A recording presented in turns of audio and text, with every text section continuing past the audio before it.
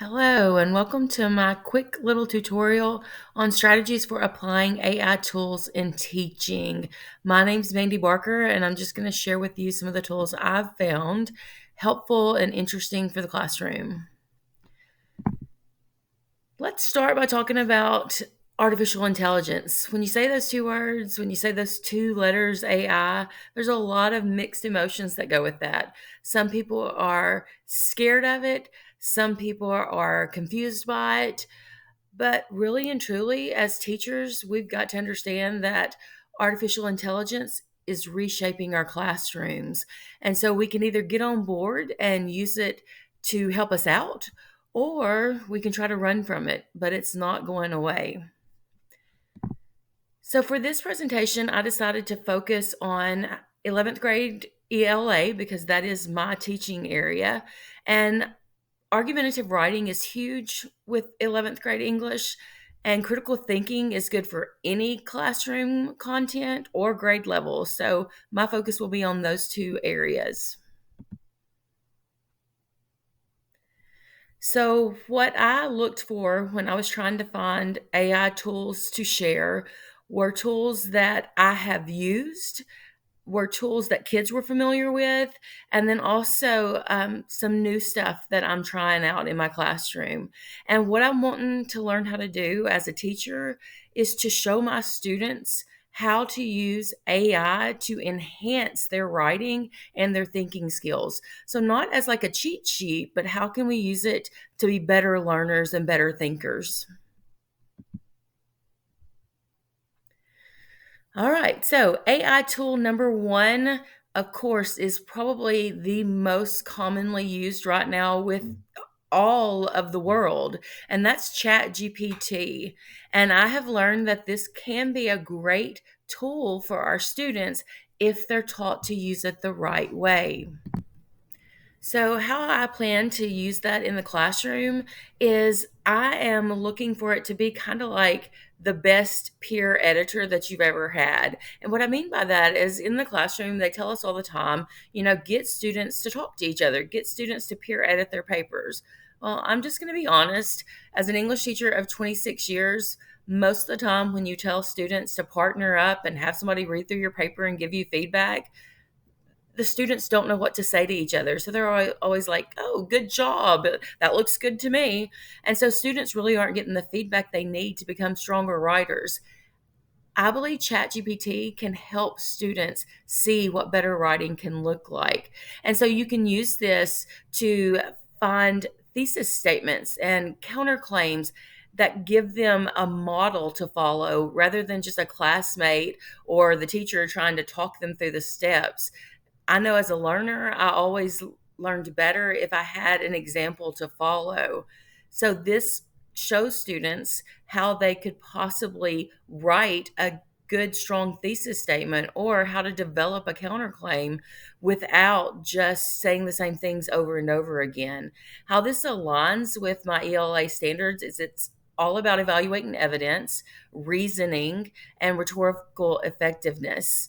Now, some of the challenges is students are going to rely on AI too much if they're not guided correctly. So, what I've decided to do is instead of going no AI, because that's what a lot of teachers are doing, I'm wanting to show my students how to use it appropriately, how to use it to enhance your writing, your thinking, and not to replace it. And so, I'm showing them how to do that, but I'm also showing them the importance of how to use an AI use statement.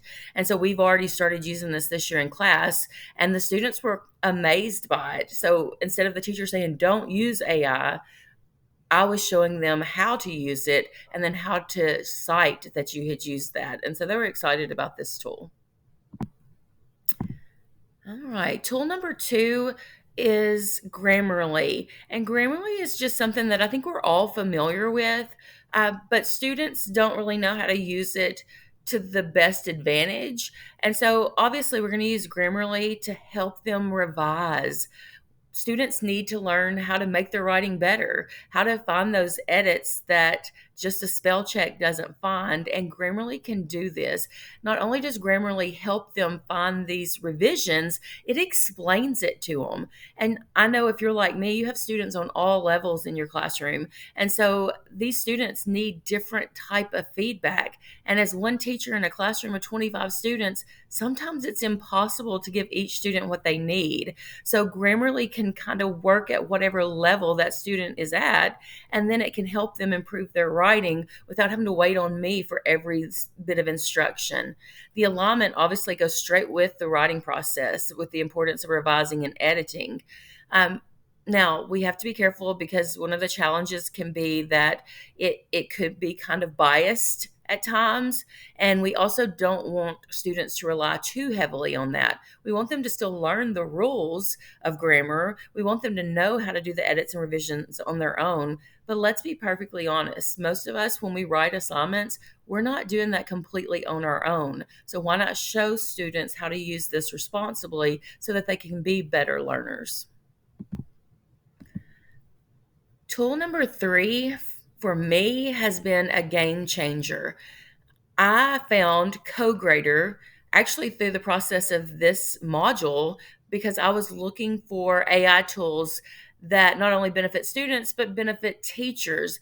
And CoGrader has changed my life. After years of grading essays, this tool is free. Now, there are obviously upgraded packages, but CoGrader is a form of AI that grades short written responses or even essays.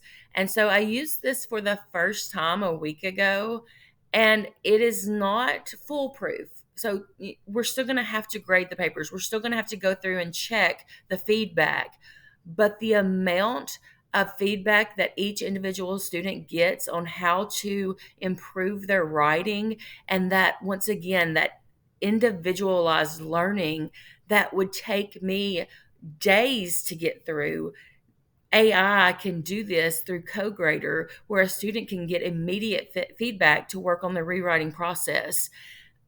I also found that it actually can be a more consistent way of grading because I don't know about you, but when I first start grading my essays, essay one, two, and three may be graded a little differently than essays 50, 51, and 52. I mean, we're human, and so it's hard for us to stay as consistent. AI is grading it completely the same every single time. CoGrader gives you the opportunity to create your rubrics, double check them. You have to approve the grades. You can adjust the rubrics. You can adjust the scoring. You can even adjust the feedback. I'm not saying this replaces teacher grading, but sometimes we need that help. And once again, for all the diversity in a classroom, this is huge because it gives everybody what they need at the level they need it a lot more instantaneously than a human teacher can give. So, obviously, you can use it to grade those essays. For feedback, we're using it for our rewriting process next week.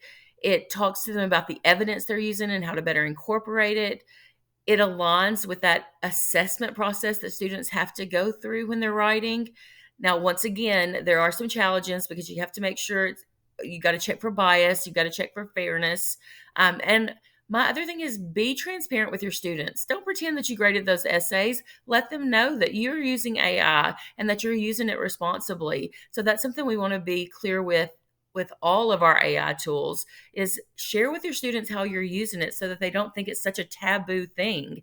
Then they're not as likely to try to hide things from you or try to cheat the system. So always be transparent. All right, the last tool in my AI toolbox is brand new to me. I just discovered this and I may be, late to the show, but it's called CurryPod. And so as I'm looking for tools, I want to find things that I'm actually going to use in my classroom. And so we're getting ready to start the Crucible next week. And I want to come up with some new ideas because sometimes it gets hard to reinvent the wheel. And so I found CurryPod through this assignment. And I plan on using this to come up with interactive discussions and polls that analyze those character motivations or the moral dilemmas that we all know show up in the crucible. Students can use the AI generated prompts to debate these themes in real time. So, this sounds like it's going to be a great new teaching tool for me in the classroom.